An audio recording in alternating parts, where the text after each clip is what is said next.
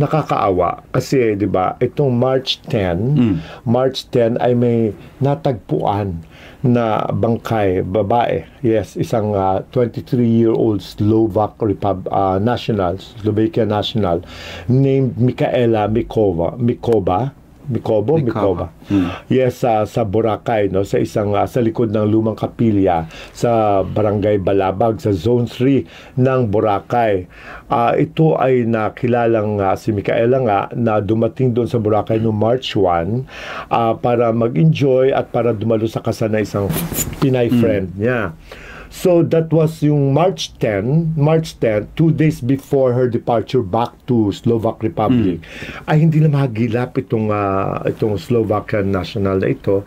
Kaya nagpalabas sila ng reward na 50,000 sa kuning makakita ng kanyang whereabouts, no? At may isang local na taga Boracay na during siguro I don't know kung part siya sa mga naghahanap, pero meron siyang naamoy doon sa likod ng lumang kapilya na ito na hindi ito napupuntahan ng mga tao. Nakita ng ating bansa sa lahat ng mga foreigners na pumupunta doon, mga turista na meron tayo. Yes, sa ating tourism industry.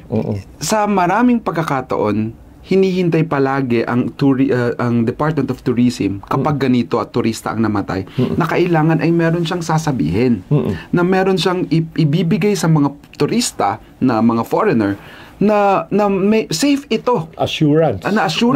Na kung ito ay isolated case, sinasabi kasi na isolated case daw ito na kung ito ay isolated case, dapat pa rin na meron pa rin sabihin ang Department of Tourism na safe ka, na pag pumasyal ka dito sa ating bansa ay safe ka.